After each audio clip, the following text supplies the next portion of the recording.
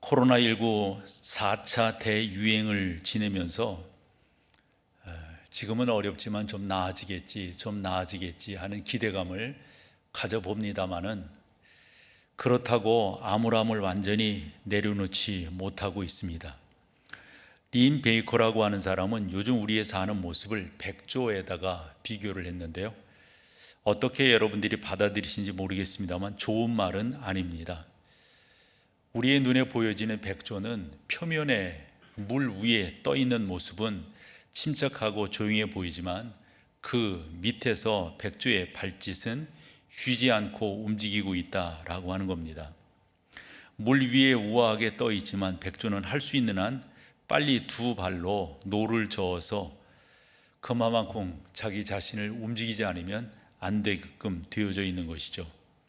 그만큼 우리의 삶은 복잡한 일들로 엉켜 있습니다.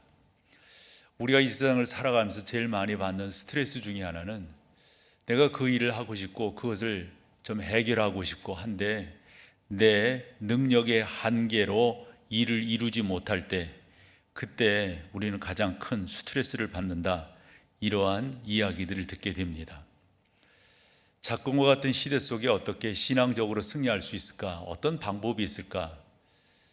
저는 목사로서 여러분들에게 오늘 본문을 통해서 이렇게 여러분들이 신앙생활로 승리하십시오, 이렇게 여러분들이 여러분들의 삶 속에서 하나님의 인도하심과 역사하심을 경험하십시오 라고 오늘 말씀을 드리려 하는데, 오늘 본문에 보면은 우리가 어떻게 신앙으로 승리할 수 있는가, 그 영적 공식 또는 영적 방식이 우리 가운데 제공되고 있습니다. 예수님이 이 땅에 오셔서 수많은 메시지를 증거하셨는데 그 메시지의 주제는 늘상 하나였습니다. 하나님의 나라인 것이죠.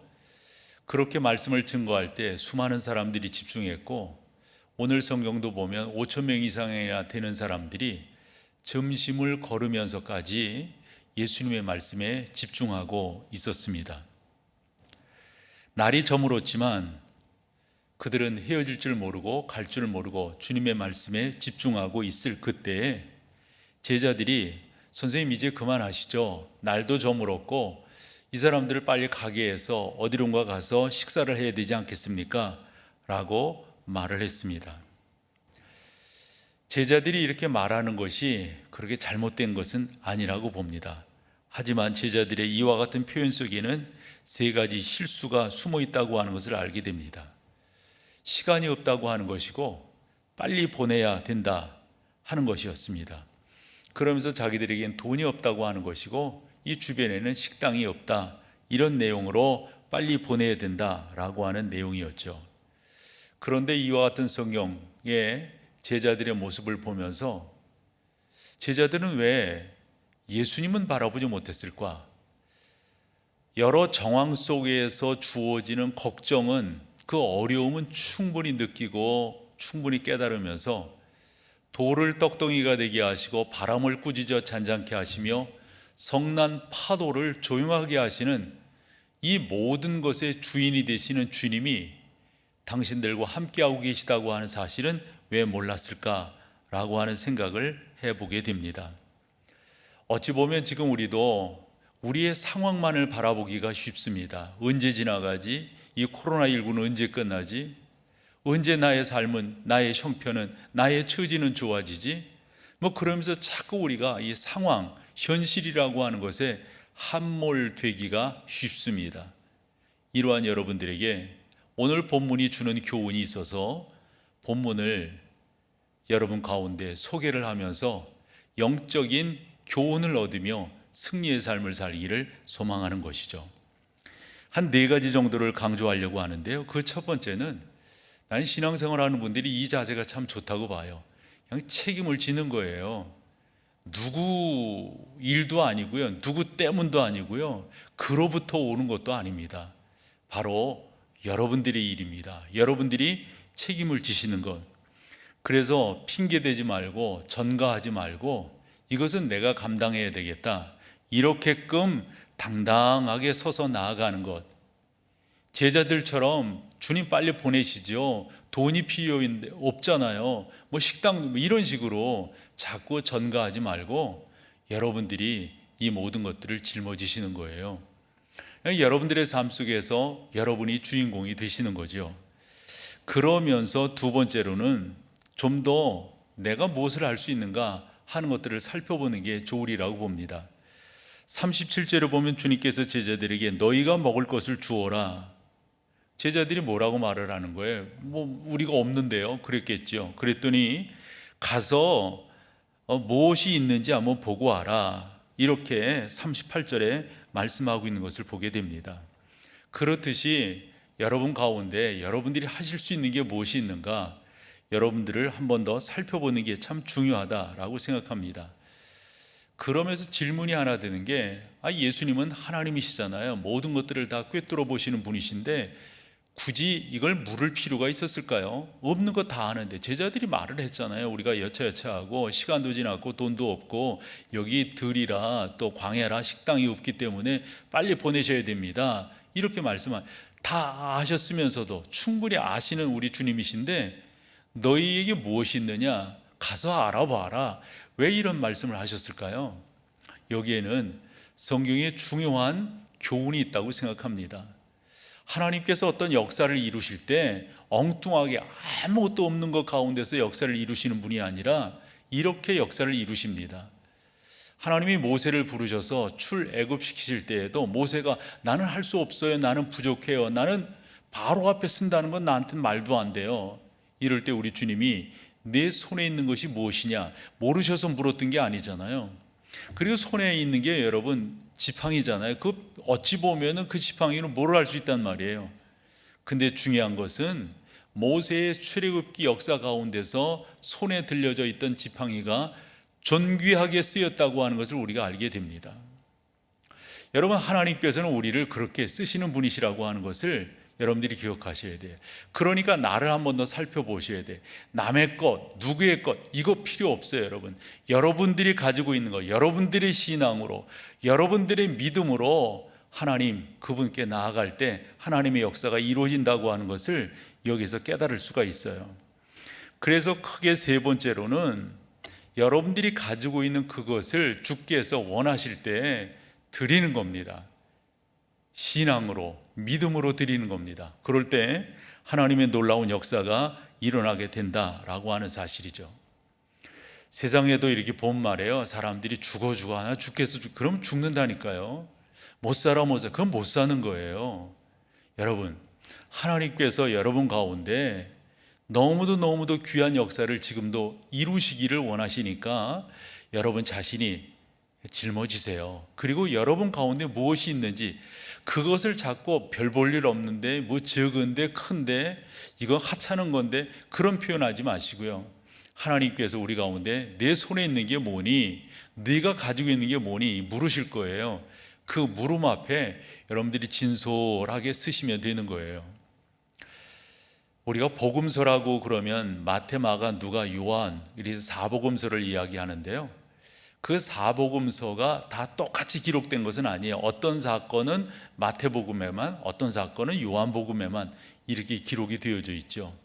그런데 예수님의 사역 중 13개가 사복음서에 그대로 기록된 것을 보게 됩니다. 예수님의 탄생이라든가 예수님이 십자가 사역, 부활, 그 다음에 제자를 부르시는 뭐 이런 중요한 부분들은 뭐 다 공이 이렇게 기록을 하고 있는데 그 중에 하나가 이 오병이어의 사건이에요. 다 기록을 하고 있다고 하는 것은 그만큼 무게감이 있고 중요하다라는 교훈을 주는 것 아니겠습니까? 그래서 이 오병이어의 사건이 그만큼 우리에게 중요한 교훈인데 그럼 뭐가 중요한가? 이게 우리가 좀 배워야 될 것 아니겠어요?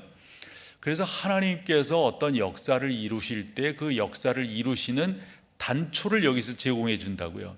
그 단초가 뭐냐면 드린다라고 하는 거예요. 그 드리는 것에 대해서 우리는 자꾸 가치를 부여하려고 그러거든요. 크니 적으니 뭐 허트니 뭐하니 그렇지 않아요. 여러분, 하나님께서는 하나님의 방식으로 우리를 바라보시니까 우리가 그냥 진솔하게 하나님 제가 가지고 있는 것은 이건데요, 저는 이것을 가지고 있어요. 이렇게 여러분들이 진솔하게 이렇게 나아가시면 된다고 생각해요. 그러면 우리 하나님께서 놀랍게 역사하시는 거니까, 그렇게 볼 때 이 오병이어가 사복음서에 다 기록하고 있는데, 마태, 마가, 누가복음은 누가 오병이어를 주님께 드렸는지를 기록하고 있지 않아요. 그런데 요한복음만 이 도시락의 주인이 누구인지를 설명하는데 한 아이가 이것을 드렸다라고 설명을 하고 있습니다. 한 아이가 있어 보리떡 5개와 물고기 2마리를 가지고 있나이다. 그러면서 이렇게 드렸다라고 하는 건데, 이 한 아이라고 하는 이 파이다리온이라고 하는 이 단어는 그 나이 연령대를 어느 정도로 했는데, 이 청소년까지 이렇게 볼 수 있는 좀 이 하나의 그 연령대라고 하는 것을 알게 됩니다. 중요한 것은 성경이 한 아이라고 번역을 했는데요. 그 한 아이, 왜 한 아이라고 번역을 했을까? 한 아이이기 때문에 그렇게 성경이 기록을 했겠지만, 이런 생각을 해보세요. 먹는 것에 집착하는 나이가 언제예요? 어리면 어릴수록 먹는 것에 집착하잖아요. 아니 꼬마 아이들 애기들 말이에요. 그 과자 하나 갖고 있으면 그 아빠 하나 줘볼래, 엄마 하나 줘볼래, 그러면 그거 받잖아요. 아이들이면 아이들일수록 먹는 것에 집착하게 되어져 있습니다. 한데 이 아이는 자기의 도시락, 그 당시 로마 시민지였었고 사는 형편이 그리 녹록지 않았어요. 그 어머니께서 싸주신 그 도시락이 여러분 진짜 그 변변치 못했다고요. 근데 그거 안 먹으면 안 되는 거예요. 함에도 불구하고 이 아이는 그것을 주님께 드리는 그러한 용기를 냈다라고 하는 사실입니다. 그래서 우리가 이와 같은 드림을 통해서 교훈을 얻게 되는 3가지가 있는데, 그 첫 번째는 자기가 자기의 것, 내 것을 하나님 앞에 드린다. 이게 무엇보다도 중요합니다. 아까도 말씀드렸다시피 그 드리는 것에 대해서 여러분들이 자꾸 가치를 부여하시지 말라고요. 적니 크니 허접하니 귀하니 이건 하나님께, 여러분 아까 말씀드렸잖아요. 모세의 손에 들려진 지팡이는 그러면 대단한 거였습니까? 그렇지 않아요, 여러분.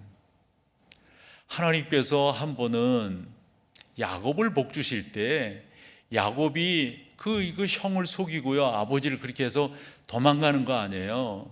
그래서 삼촌 집으로 가는 그 길에서 꿈속에서 하나님을 만나게 되는데, 그 꿈속에서 하나님을 만나고 자기가 배웠던 그 베개에다가 기름을 붓고 하나님께 제사를 드리며 어떻게 해요? 벳엘이라고 이름을 짓게 되잖아요. 그러면 그가 가지고 있었던 기름이라든가 벤 돌, 그거 뭐 존귀한 거예요. 근데 거기가 바로 놀라운 은혜를 경험한 자리이기 때문에 하나님이 벳엘이라고 하는 게, 벳이라고 하는 게 집이라는 말이, 엘은 하나님이란 말이거든요. 하나님의 집이란 말이에요. 그러니까 하찮은 거지만 그게 주의 손에 들려질 때 얼마나 존귀하게 되는가. 근데 분명한 것은, 성경 우리가 교훈하는 것은 내가 가지고 있는 그것을 하나님 앞에 드리는 것, 이게 무엇보다도 중요하다라고 하는 겁니다. 남의 것을 달라고 하지 않고요, 너 그것 말고 다른 거 달라, 이렇게 우리 하나님 말씀하는 분이 아니신 거예요. 그래서 여러분들의 것을 하나님 앞에 드리게 될 때 그냥 드리지 말고 이런 자세로 드리는 게 좋은데, 바울이 고린도후서 8장 12절에서 표현한 표현이 있어요. 이걸 표준 세번역으로 읽어보겠는데요, 같이 한번 읽어봐 보세요. 같이 보죠. 기쁜 마음으로 각자의 형편에 맞게 바치면 하나님께서는 그것을 기쁘게 받으실 것입니다. 하나님께서는 없는 것까지 바치는 것을 바라지. 그럼 여기서 보면 기쁜 마음으로 각자의 형편에 맞게 바치는 것. 아니 우리 하나님이요 많이 달라는 그런 하나님 아니시잖아요. 우리 하나님은 여러분들의 중심을 보시고요, 여러분들의 신앙을 보시고 여러분들의 믿음을 보시는, 그래서 그런 요구를 하시는 건데, 중요한 것은 여러분들이 여러분들의 것을 드리는 것. 그 물고기 2마리와 보리떡 5개, 보잘것없는 아이의 도시락이었다고 보면 그것이 주의 손에 들려지게 되니까 그것이 나누어지게 되는 거예요. 풍성해지는 거예요. 여러분 그것을 통해서 축복을 경험하게 되는 겁니다. 그러면서 또 하나 말씀드릴 것은 드릴 때 그냥 드리지 말고 믿음으로 드리자라고 하는 겁니다. 누가복음 6장 38절 말씀을 같이 한번 읽어보죠. 시작. 주라 그리하면 너희에게 줄 것이니 곧 후이되어 누르고 흔들어 넘치도록 하여 너희에게 안겨주리라. 너희가 헤아리는 그 헤아림으로 너희도 헤아림을 도로 그러니까 판단하고 뭐하고 이러지 말고 여러분들이 믿음으로 주 앞에 드려라 하는 거예요. 그 아이가 그 도시락을 주의 손에 드릴 때 여러분 그것 가지고 뭐 요거 나 조금 먹고 드릴게요 뭐 이런 식으로 이야기했을까요? 성경이 그런 말씀을 하고 있지 않기 때문에 우리는 그렇게 믿지 않는다고요. 모든 것을 감사함으로 믿음으로 드렸다라고 하는 사실입니다. 여러분도 소망합니다. 여러분들의 것들을 조심스럽게 주 앞에 올려드릴 때 헌금하라고 하는 말이 아닙니다. 여러분 하나님을 그렇게 믿으라고 하는 말이에요. 이 어려울 때 여러분들에게 필요한 것은 기적이에요. 자꾸 우리가 살아가면서 힘든 것 중에 하나는 나의 한계를 느낄 때, 내가 뭔가를 어떻게 할 수 없을 때 이때 힘든 거예요. 그런데 그것을 뛰어넘어서 하나님의 하나님 되심을 경험할 수 있는 너무도 귀한 방법과 그 찬스를 우리 가운데 소개를 하고 있는데 이걸 여러분들이 따라가시면 된다라고 하는 거죠. 성경을 이렇게 연구하다 보면 여러 가지 주제로 성경을 보게 되는데 성경에는 이 돈, 즉 하나님 앞에 드리는 것에 대해서 꽤 많이 기록하고 있는 것을 보게 됩니다. 왜 그럴까요, 여러분? 드린다고 하는 것은 믿음 없이 드릴 수가 없어요. 믿음이 있으니까 드리는 거고요. 믿음으로 드려야만 그것이 진짜 드리는 것이 될 수가 있는 거죠. 더불어서 어떤 사람이 드리는가 보면 성숙한 사람, 신앙이 있는 사람이 드린다고 하는 것을 알게 됩니다. 그러므로 여러분들이 드리는데 그냥 드리시지 말고 여러분들의 시간을, 여러분들의 열정을, 여러분들의 재능을, 여러분들의 지혜를, 여러분들의 수고와 여러분들의 땀을 뭐든지 좋아요. 하나님 앞에 그렇게 드리시면 그것을 믿음으로 드리시면 전능하신 하나님께서 놀랍게 쓰시는데 믿음으로 드린다라고 하는 것에 하나 더 보탬은 이거예요. 즐거이 드려라. 즐거이. 성경을 읽어보면 고린도후서 9장 7절입니다. 같이 읽어보죠. 각각 그 마음에 정한 대로 할 것이요 인색함으로나 억지로 하지 말지니 하나님은 뭐라고요? 즐겨내는 자를 사랑하시는 자. 여러분 즐겨내는 게 중요한 거예요. 아까워하는 건 안 드리는만 못해요. 저는 여러분들이 하나님 앞에 그렇게 쓰기를 소망하고요. 우리 교회에서 목회하면서 그런 부분들을 늘 강조해 왔습니다. 기적을 경험하기를 소망하세요. 여러분들이 한계를 느끼시고 여러분들이 손 놓을 수밖에 없는 상황 속에 있으세요. 그럴 때일수록 여러분들이 주 앞에 믿음으로, 감사함으로, 기쁨으로 드릴 때 하나님의 놀라운 역사를 경험하게 되는데 여기 즐겨내는 자를 이 즐거이라고 하는 이 헬라로스라고 하는 이 단어를 보면 그것을 그대로 이게 뭐랄까 직역을 해보면요 훨씬 더 와 닿는 게 있어요. 그 단어의 뜻은 기분 좋게라고 하는 말이에요. 유쾌하게 드리는 거예요. 우리가 하나님 앞에 그렇게 드릴 때 전능하신 하나님께서 역사하심을 경험하게 될 줄로 믿어요. 이어지는 8절을 조금 더 보실까요? 8절 하나님이 능히 모든 은혜를 너희에게 넘치게 하시나니 이는 너희로 모든 일에 항상 모든 것이 넉넉하여 모든 착한 일을 넘치게 하려 하심이라. 그러니까 이 8절은 7절은 그렇게 드리는 행위가 있다면 8절은 그것이 어떻게 우리 가운데 목적으로 쓰이게 될 건가 이거예요. 예를 들어서 우리가 에베소서 2장에 보면 우리는 본질상 진노의 자녀였었는데 2장 4절에 그 긍휼에 풍성하신 하나님의 은혜로 말미암아 우리가 구원을 얻었단 말이에요. 그러면서 2장 10절에 가서 뭐라고 말해요? 우리는 그의 작품이라. 왜 우리를 그렇게 구원하셨는가? 그의 선하심을 증거하기 위해서, 드러내기 위해서 우리가 그렇게 구원을 입게 되었다. 그러니까 하나님께서 어떤 일들을 이루어 가실 때는 그 과정이 중요한 것뿐만 아니라 목적이 있어서 그 일을 하신다는 거예요. 우리의 것을 하나님이 받으시는데 그 받으시는 것, 그것이 목적이 아니라 받으셔서 그 다음에 이루실 일들이 목적인 거예요.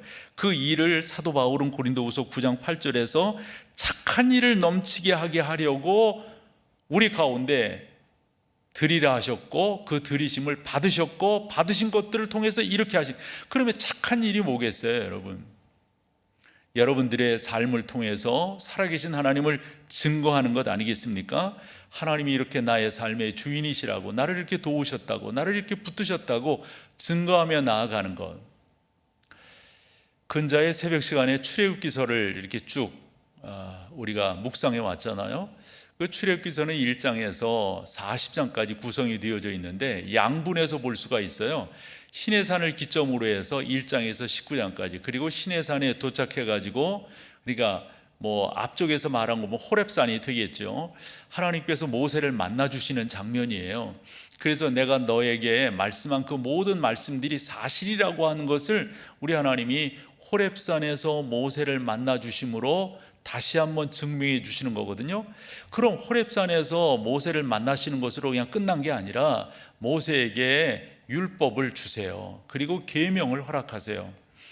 그것을 모세가 다 받아서 내려왔는데, 웬걸 내려와 봤더니 그 형 아론이 중심이 되어가지고 금송아지를 신이라고 그러고 우리를 애굽에서 이끌어낸 난리를 친 거예요. 그래서 모세가 그 받아서 온 것은 하나님이 직접 해주신 거잖아요. 그 돌판을 산 아래로 이렇게 던지게 된다고요. 그리고 나서 하나님이 다시금 모세를 시내산으로 부르세요. 그때 이제 한 번 경험이 있으니까 밑에서 이제 이스라엘 백성들이 차분하게 잘 기다렸겠죠. 그렇게 부름을 받은 모세가 산에 올라가서 동일하게 하나님의 놀라운 역사 가운데 그 모든 것들을 받고 다시금 십계명을 돌판에 새겨준 것을 들고 내려오는데, 먼저 번과는 다른 광경이 벌어지는 게 34장 말미에 보면은 모세의 얼굴이 너무 환하게 빛나가지고 사람들이 눈을 뜨고 볼 수가 없는 거예요. 그래서 수건으로 모세의 얼굴을 가리지 아니하면 안 될 정도이죠. 그런 상황 속에서 하나님께서 모세를 통하여 이스라엘 백성들에게 말씀을 증거하시는데, 아마도 그렇게 하신 이유는 앞에서 그런 이스라엘 백성들이 모세에 대한 신뢰도라든가 이런 부분들이 약했기 때문에 이번에는 그렇게 보여주셨다라고 믿어요. 거기에도 조금 설명이 필요하지만 이 정도로 하며 지나갈게요.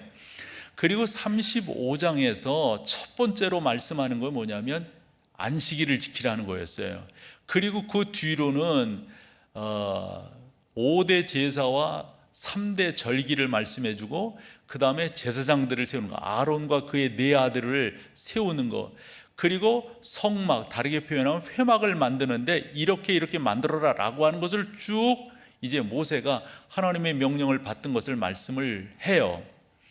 그러면서 35장으로 가서 그 말씀을 들은 사람들이 자기의 것을 바치게 되는데, 어떤 식으로 바치냐면 두 가지 특징적으로 바치게 됩니다. 그래서 35장을 이렇게 읽어보면 5절과 21절에서 당시 사람들이 어떤 자세로 바치게 되는가에 대한 특징을 볼 수 있는데, 먼저 5절을 보시면은 너희의 소유 중에서 너희는 여호와께 드릴 것을 택하되, 그 다음에 뭐죠? 마음에 원하는 자는 누구든지 그것을 가져다가 여호와께 드릴지니 그랬어요. 마음에 원하는 자예요. 절대적으로 우리 하나님 받으실 때 억지로 내는 것을 받지 아니하세요. 마음에 원하는 자예요. 그러면 21절로 가보면 어떤 내용이 거기엔 기록이 되어 있는가? 앞에서는 마음에 원하는 자이고, 여기서 뭐죠? 마음이 감동된 모든 자와 자원하는 모든 자가 와서 회막을 이렇게 짓는단 말이에요. 이게 헌신하고 봉사하는 거예요. 그래서 35장을 이렇게 읽어가면 사람들이 하나님 앞에 헌신하며 나아가는 두 자세가 있는데, 하나는 마음이 원하는 자고 또 하나는 감동된 자예요. 36장으로 지나가 보면 이 원하는 자와 감동된 자들을 통해서 어떤 일이 벌어지냐면, 모세가 이제는 그만 이렇게 하는 거예요. 그만, 이제는 됐어요. 그 정도로 당시 백성들이 하나님 앞에 드리기를 기뻐했다고 하는 걸 알게 됩니다. 출애굽기 36장 5절을 한번 같이 읽어보겠습니다. 시작. 모세에게 말하여 이르되 백성이 너무 많이 가져오므로 여호와께서 명령하신 일에 쓰기에 남음이 충분하다. 그래서 그 다음 절에 보면 모세가 뭐라고 말하냐면, 모세가 명령을 내림에 그들이 진중에 공포하 이르되, 이제 모세가 말하면 그 다음에 천부장 백부장 뭐 이런 거 있잖아요. 그런 사람들이 이제 연이어서 전달되는 거죠. 진중에 이제 말을 하는 거예요. 그럼 뭐라고 말하냐면, 남녀를 막론하고 성소에 드릴 예물을 뭐죠? 다시 만들지 말라 하며 그래요. 너무 많으니까. 그리고 나서 7절에 보면 모세가 정리를 합니다. 왜 그러느냐? 7절 같이 읽어보세요. 시작. 있는 재료가 모든 일을 하기에 어떻다고요? 이게 우리가 하나님 앞에 어떻게 서야 될 것인가? 이 자세가 중요한 거예요. 여러분, 절대적으로 하나님이 뭐 많은 것, 이게 아니에요. 우리가 어떠한 자세로 하나님을 섬기고 있는가, 우리의 심중을 보시기 위해서 이런 말씀들을 허락하신 거고요. 이 오병이어의 사건에서 마태, 마가, 누가는 침묵하고 있지만 요한은 특별히 그것을 바친 그 장본인이 누구냐? 어린아이라는 거예요. 그 어린아이가 배고프면 애들은 먹는 것에 되게 집착하고 막 그럴 터인데, 그것을 하나님에 바쳤다고 하는 게 참 귀한 거고요. 바친 그 아이의 자세는 어떻겠어요? 저는 그렇게 생각해요. 신앙으로, 믿음으로 바쳤다라고 저는 생각을 하고요. 우리 또한 그렇게 할 때 하나님의 놀라운 역사를 경험하게 된다 하는 거죠. 해서 말씀드리는 건데요, 지금과 같은 시대에 우리에게 필요한 것이 있다면 하나님의 능력을 경험하는 거예요. 하나님의 기적을 경험하는 거예요. 이럴 때 한 번 더 경험해 보자는 말이죠. 저는 이제 목회하는 목사지 않습니까? 목회를 하면서도 많은 교회에 많은 성도들이 걱정하는 게, 성도들이 모이지 아니고 어쩌고 그러면은 성도들이 헌금하는 거라든가 교회가 약화되는 걸, 충분히 그런 거 연상할 수가 있습니다. 함에도 불구하고 그와 같은 현실적 상황 속에 내 자신을 침몰시키지 아니하고 그 가운데서 하나님의 역사하심을 바라보는 거예요. 저는 그렇게 생각을 하고 그런 믿음으로 고백하며 나아가요. 하나님께서 나의 남은 목회를 복 주실 것이다. 하나님은 나의 남은 목회에 큰 은혜를 더하실 것이다. 상황은 녹록치 않지만, 현실은 그와 같은 것들을 부정하게 만들지만, 하나님 그분을 바라보며 당당하게 나아가려고 하는 거죠. 그 하나님은 찬송과 가사처럼 한 번도 나를 실망시키신 적이 없으세요. 나는 수시로 하나님을 실망시켰지만 전능하신 하나님은 나를 실망시키신 적이 없으세요. 나이가 들어가며 신앙의 연륜과 목회의 경륜이 쌓이면서 더더욱 고백하게 되는 것은, 하나님 그분은 신실하시다고 하는 사실이에요. 나는 신실하지 못해요. 성경 말씀처럼 우리는 신실하지 못하지만 하나님은 일양 미쁘시니, 미쁘시다고 하는 말이 진실하다, 신실하다 하는 것 아니겠어요? 그분은 늘상 신실하세요. 늘상. 그러므로 여러분, 드리기를 기뻐하십시오. 하나님의 기적을 경험하기를 원하신다면 여러분들의 가지고 있는 것, 그거 크고 적고 여러분들의 잣대로 판단하고 되니 안 되니 이런 이야기 하시지 말라고요. 하나님 앞에 여러분들이 하실 수 있는 거 있잖아요. 저는 그러면서 생각하는 게 이 추수의 법칙이에요. 추수의 법칙을 보면은 심어야만 추수할 수 있잖아요. 또 기다려야만 추수할 수 있어요. 심자마자 추수할 수 있나요? 언젠가도 이런 말씀을 드리면서 조금 이거 위험할 수 있지만, 저는 그래도 신앙에 크게 덕이 된다 싶어가지고 이런 말씀을 드리는 건데요, 난 기도는 저축한다라고 생각 참 많이 하는 사람이에요. 많이 해요. 여러분들이 신앙생활하는 거, 그거 여러분 저축하는 거예요. 저축한다고 하는 건 언젠가 꺼내 쓸 수 있는 거잖아요. 근데 저축이라고 하는 말 속에는 이자가 붙는 거잖아요.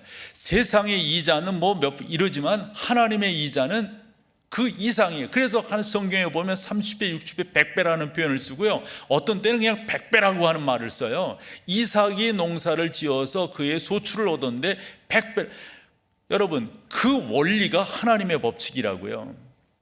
제가 그 어느 그 공식을 봤더니 2대 36, 2대 38이라고 하는 법칙이 있더라고요. 그게 뭔 말인가 했더니 그게 농사의 법칙이에요. 씨앗을 고르게 심으면 그 이상의 것을 거두게 된다. 저는 여러분들이 그런 은혜들을 이 어려울 때 경험하기를 소망해요. 어려울 때는 여러분 찬스예요. 이게 전능하신 하나님의 살아계심을 경험할 수 있는 너무 좋은 기회라고 믿습니다.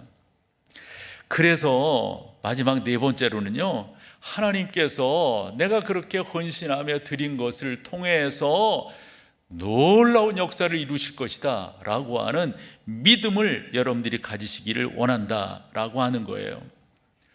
우리 가운데는 이런저런 이야기로 뭐 되니 안 되니 이럴 수 있지만 하나님께는 그런 게 없어요. 하나님에게는 불가능한 일이 없고요. 우리가 그런 믿음을 갖고 나가는 게 무엇보다도 중요합니다. 성경을 보면서요, 이런 것을 깨달아요. 하나님은 종종 우리의 한계 이상의 것을 요구하실 때가 있어요. 예를 들어 저 개인적으로 언젠가 하나님 저에게 신방 오셔서 그리 말씀하셨어요. 너 특별히 헌신할 수 없겠니? 제 말씀을 드려, 하나님 저 목사로서 열심히 헌신하고 있는데 뭐를 어떻게 근데 이 성령의 인도하심이라고 하는 것은 시간을 확 초월해 버려요. 금방 깨닫게 만드세요. 하나님이 뭐를 나한테 원하시는구나 라고 하는 것을 금방 알게끔 만든단 말씀이죠. 그러므로 하나님께서 그와 같은 것들을 원하실 때 여러분들이 그것을 그대로 드리면 그러면 역사를 경험하게 되는 거예요. 우리가 예배 후에 부를 찬송이 그런 내용이거든요. 참 나 그 첫 가사가 너무너무 좋더라고요. 내게로부터 눈을 들어. 그러니까 내가 나의 한계 속에 나만을 쳐다보던 그러한 시각에서 눈을 들어 주를 보기 시작할 때 주의 일을 보겠네. 나 이게 첫 줄 가사가 벌써, 그래서 오늘 설교 후에 마지막 찬양으로 이 찬양을 하려고 하는 거거든요. 나만 바라보면 여러분 역사가 없어요. 나를 바라보던 그 눈을 들어서 주를 바라보기 시작할 때 주의 일을 보겠네. 두 군데 성경을 한번 말씀을 드려볼게요. 마가복음 9장을 보면 거기에 귀신 들린 아들을 둔 아버지가 나와요. 아마 이제 아이가 그러니까 뭐 갖가지 방법으로 고쳐보려고 했겠죠. 그런데 백약이 무효하다고 그 귀신 들린, 그러던 중 소문을 듣게 되는 게 예수라고 하는 사람을 만나면 고칠 수 있겠다 싶었던 거죠. 그래서 이 아버지가 아이를 데리고 물어물어 이렇게 찾아오는 거예요. 근데 지금이야 뭐 이게 매스미디어가 발달해서 뭐 모르던 사람도 이렇게 화면으로 또 이렇게 소개되고 그러면 얼굴을 다 금방 알 수 있고, 그런데 이게 모르는 거라고요. 그래서 물어물어 왔는데 고마침 예수님은 거기 안 계셨어요. 변화산상에 가셨기 때문에 베드로와 요한과 야고보를 데리고 변화산상에 가시고 나머지 제자들은 그 산 아래에서 있는데 거기를 이 사람이 찾아온 거예요. 근데 예수님이 누군지 모르잖아요. 근데 뭐 모르는 게 당연하죠. 그래서 여차저차 우리가 왔다고 그랬더니 제자들이 그럼 우리가 고치겠다 이래가지고 했는데 그걸 못 고쳐요. 못 고쳐. 그때 그 못 고치는 광경을 바리새인들이 보고 시비를 거는 거예요. 너희들 이제까지 한 거 가짜지, 이번에는 왜 안 되는 거야? 그때 제자들이 아마 머리를 극적이었을 것 같아요. 왜 우리가 안 되는 거지? 사실 그 앞쪽에 6장으로 가보면은 제자들이 예수님에게 파송을 받게 돼요. 파송을 받을 때 우리 주님께서 그들에게 기도를 하심으로 능력과 권세를 얻어가지고 파송을 받아서 그들이 나가서 귀신도 쫓아내고 병도 고치고 다 했단 말이에요. 그런 경험이 있기 때문에 우리가 할 수 있다. 근데 이번에 안 된 거예요.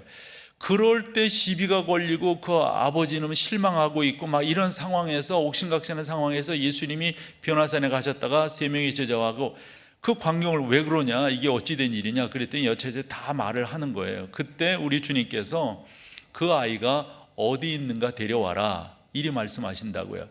요 말씀을 들은 그 아버지가 하는 말이 뭐냐면, 아니 당신이라고 별 수 있어? 왜냐하면 제가 그 성경을 볼 때 예수님이 누구인지 아버지가 얼굴을 잘 몰랐던 거라고 봐요. 얼굴을 뭐 그럴 수 있잖아요. 그 쉽지 않잖아요. 그때 우리 주님께서 마가복음 9장 23절에 이런 말씀을 하세요. 같이 한번 읽어봐봐요. 예수께서 이르시되 할 수 있거든이 무슨 말이냐? 믿는 자에게는 능히 하지 못할 일이 아멘. 여러분들이 이 사실을 믿는 거예요. 아니, 한다 못한다 그런 말이 어디 있어. 믿는 자에게는, 예전 성경으로 한다면 능치 못할 일이, 지금은 능히 하지 못할 일이 이렇게 되어져 있지만 능치 못할 일이 없다. 여러분, 이런 은혜를 경험하기를 소망해요. 하나 더 말씀을 드려보면, 그 한 장 넘어서 마가복음 10장에 가보면 어떤 부자가 예수님께 와가지고 어떻게 영생을 얻을 수 있습니까? 그래서 묻죠. 너희 율법을 다 지켰어요? 뭐 했어요? 다 됐어요. 근데 예수님이 그 사람의 마음을 딱 꿰뚫어온 게 뭐냐면, 돈이 많은데 이것 때문에 근심이 있는 거예요. 이것 때문에. 그래서 우리 주님이 뭐라고 말씀하셨냐면, 그 돈으로 다른 사람들을 다 이렇게 구제하고 그 다음에 너 나를 쫓아라 이랬더니 성경이 뭐라고 말해요? 그 사람이 근심하여 돌아갔다 이렇게 말을 해요. 그때 그 말을 받아서 베드로가, 아이고 선생님, 우리는 그럼 잘한 거네요. 우리는 부모도 모두 다 버리고 예수님을 쫓았으니. 그런데 이 제자들 가운데도 질문이 생기네. 뭐냐면, 사실 제자들도 그렇게 따라다니지만 궁극적으로 무엇을 하고 싶은 거예요? 부자도 되고 싶고, 예수님의 그 출세가 되면은 자기들도 덩달아서 높은 관직도 갖고 싶고, 이런 것을 나름대로 바라면서 예수님을 따랐던 거잖아요. 그런데 거기서 우리 주님께서 뭐라고 말씀하시냐면, 이 부자가 돌아가는 모습을 보면서, 얘들아, 이 제자들에게 하는 말씀이죠. 부자가 하늘나라에 들어간다고 하는 것이 얼마나 어려우냐면, 되레 낙타가 바늘귀로 들어가는 게 더 쉽다? 그랬더니 제자들이 시무룩해지는 거예요. 왜냐하면 자기들도 부자가 되기 위해서 지금 이런 일들을 하고 있는 거잖아요. 아직 변화되기 전이니까, 성령 체험하기 전이니까. 그러할 때 우리 주님께서 제자들에게 뭐라고 말씀하시는가? 그것이 10장 27절에 나와 있는데, 이것도 한번 같이 읽어보세요. 시작. 예수께서 그들을 보시며 이르시되, 그 다음이 중요합니다. 뭐죠? 사람으로서는 할 수 없으되 하나님으로서는 그렇지 아니하니 하나님으로서는 어떻게? 다 하실 수 있다. 이 말씀이 여러분 가운데 레마가 되기를 축원합니다. 하나님은 하실 수 있습니다. 하나님은 하실 수 있으세요. 이것을 여러분들이 믿는 게 무엇보다도 중요해요. 여러분들이 주 앞에 이런 식으로 헌신하며 나아가는 거예요.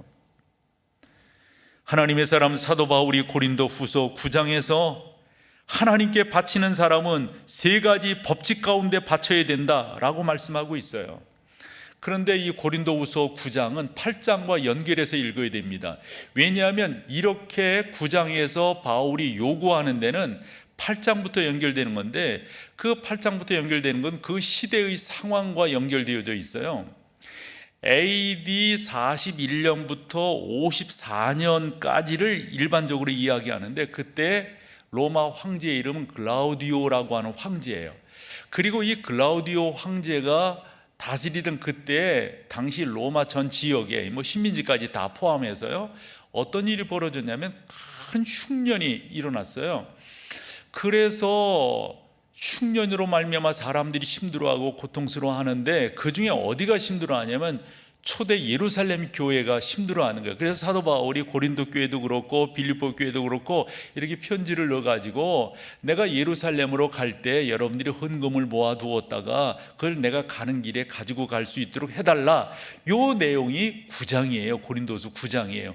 그러면서 헌금을 한다고 하는 것이 어떠한 자세로 해야 되고, 헌금을 하면 어떠한 은혜가, 어떤 역사가 이루어지는가 라고 하는 것을 그 뒤에 설명하는데 3가지를 이야기해요. 그 중에 하나가 고린도후서 9장 5절에 심어야만 된다는 거예요. 심어야. 심지 아니하면. 그래서 누구를 돕는다, 하나님 앞에 드리는 것은 심는 거라는 거예요. 그 다음에 그 6절 7절을 보면, 심었으면 심는 것보다 많이 거두게 된다. 여러분들이 여러분들의 것을 하나님 앞에 드렸으면 그보다 훨씬 더 많은 것들을 거두게 될 것이다 라고 하는 걸 말씀을 하고요. 이어지는 9절에서 11절까지를 보면 하나님께서 그렇게 거둔 것을 통해서 또 무엇을 하시냐, 그것을 또 흩으신다는 거예요. 이런 거 있잖아요, 여러분.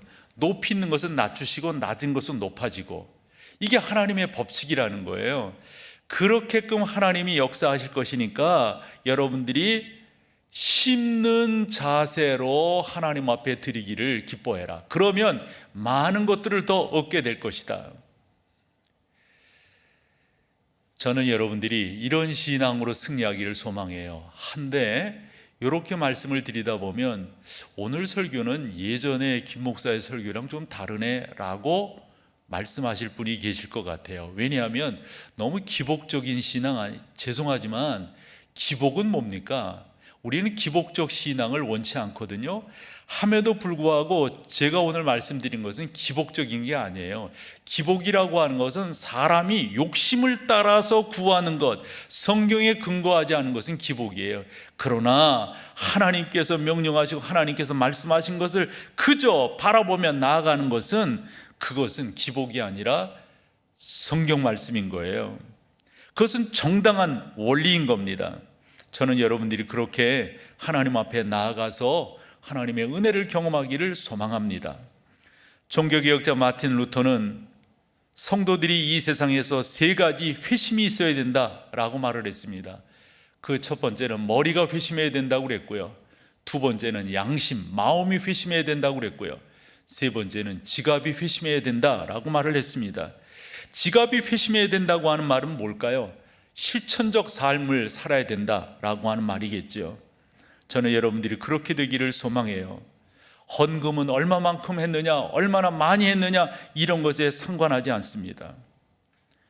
헌금은 횟수나 금액보다 더 중요한 것은 드리는 사람의 자세입니다. 뿐만 아니라 여러분들이 가지고 있는 지식, 여러분들의 재능, 여러분들의 열정 다 하나님 앞에 드리는데 그것의 많고 큼이 아니라 어떠한 자세로 드리느냐, 이게 무엇보다도 중요합니다. 미국 노스포인트 교회를 담임하는 앤디 스탠리라고 하는 목사님이 계세요. 이분의 책이 우리나라에 한 13권 정도 이렇게 번역이 되었는데 그 책 중에 헌금의 기쁨이라고 하는 책이 있어요. 여기에서 당신 교회에서 목회를 하면서 체험한 것을 이야기하는데 성도들이 헌금을 하기는 하는데 헌금을 하면서도 근심한다는 거예요. 이유가 뭔가를 봤더니 들어오는 돈은 뻔한데 이것을 이렇게 쓰면 다른 데 못 쓰게 되고 이렇게 되니까 약간 압박 비슷한 그런 걱정, 근심을 한다는 거죠. 이때 앤디가 무슨 말을 하냐면 그렇게 헌금하는 사람은 헌금을 받으시는 하나님이 누구이신지를 지금 간과하고 있다는 거예요. 하나님 그분은 모든 것의 주인이시라고 하는 것을 잊고 있다는 거죠. 하나님은 신실한 분이라고 하는 사실을 간과하고 있다는 거죠. 저는 여러분들이 하나님이 어떤 분인가를 잘 알고 하나님 그분의 신실하심과 하나님 그분의 그 놀라우심,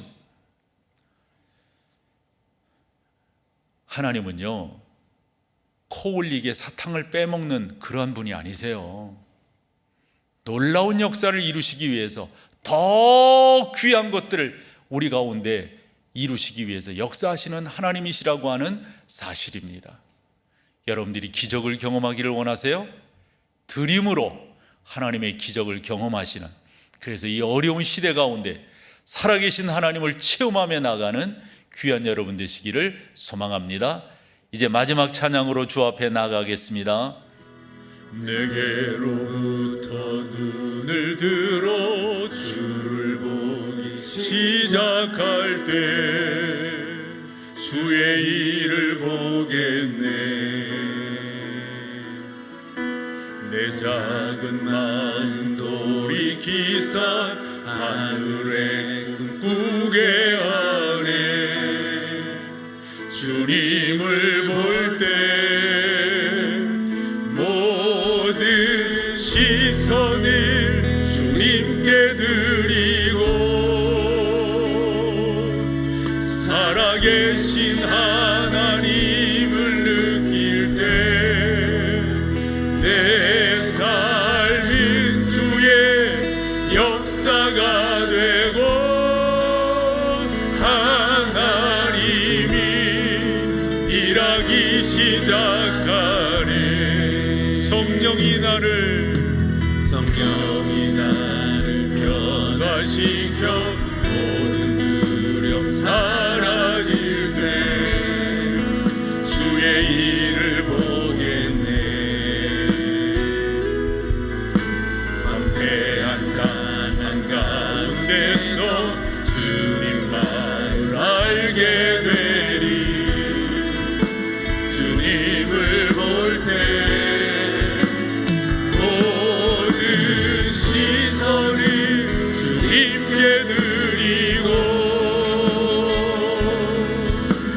전능하신